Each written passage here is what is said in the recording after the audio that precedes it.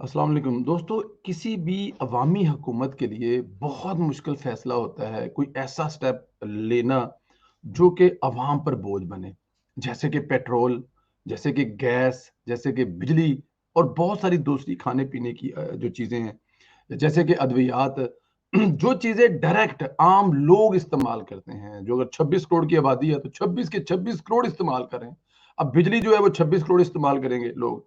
Petrol जो भी 26 करोड़ इस्तेमाल करेंगे। आप पूछेंगे कि यार 26 लोगों के पास ना मोटरसाइकिल ना रक्षा, बिल्कुल भी नहीं है। लेकिन वो जो पेट्रोल, वो जो सब्जियां, वो जो अनाज, वो जो आना जाना, वो बिल वास्ता बिला वास्ता, वो जो उनका लेना देना है, वो उस फैक्ट्री से, उस रक्शे वाले से, या वो काम पर आते जाते हैं, वो पेट्रोल से तल्लक है। तो पेट्रोल का बढ़ना आम लोगों की जिंदगी में मुश्किलात पैदा करता है, इसमें कोई शक नहीं है। चीनी की कीमत बढ़ती है, मुश्किलात हैं, कोई शक नहीं है। अद्वियात की कीमत बढ़ती है, आम इंसान की जिंदगी में जाहिर है भारी होता है, इसमें कोई शक नहीं है। लेकिन हुकूमत को ये फैसले क्यों करने पड़े, या हुकूमत ने एक बड़ी कोशिश के बाद 6 वीक के बाद ये फैसला किया कि 30 रुपए का पेट्रोल बढ़वाना है तो क्यों बढ़ाना है? क्योंकि आलमी मंडी में तेल की कीमत और प्लस इमरान खान साहब के वो मुआहदे जो कि वो आईएमएफ के साथ करके चले गए थे।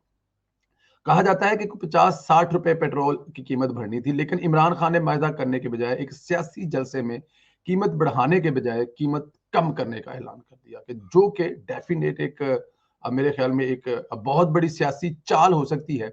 आने वालों के लिए बारूदी सुरंगें खोलने का तो इसको कहा जा सकता है, लेकिन इससे कोई फायदा हुआ हो ये बड़ा मुश्किल काम है।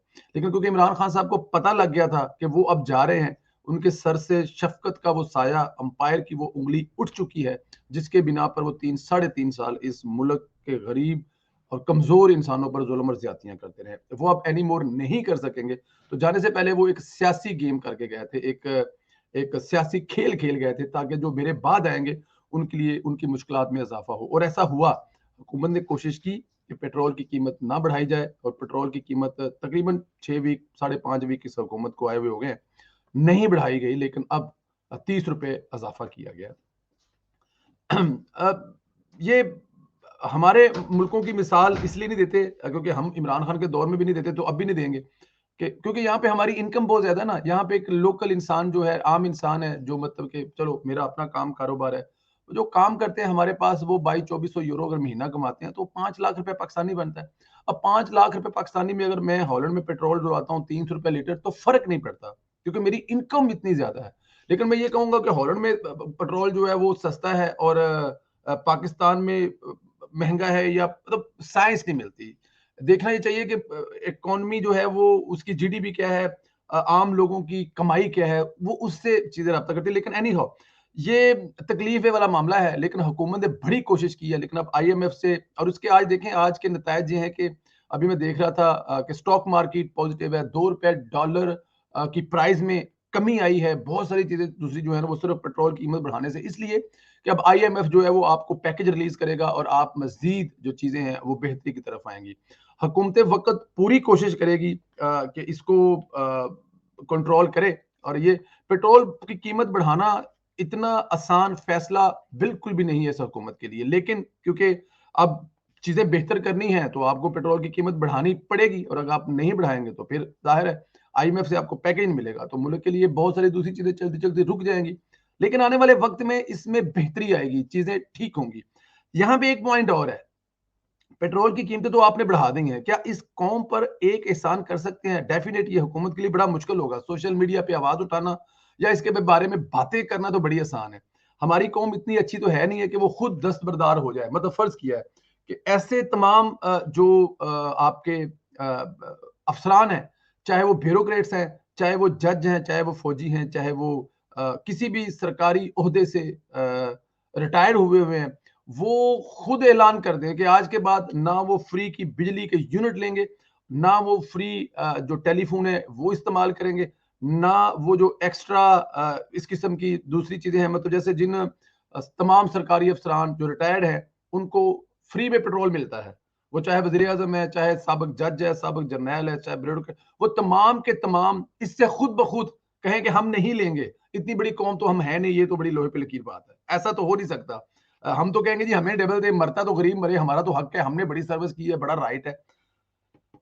हुकूमत को चाहिए कि वो तमाम फ्री वाले जो लवाजमात हैं, जिसको आप मनसलवा कह सकते हैं, जो ऊपर से उतरता है, बिजली, gas free, petrol free, telephone free, हुकूमत तमाम खत्म कर दे, अरबों रुपया इससे बचेगा, मैं गारंटी दे सकता हूं।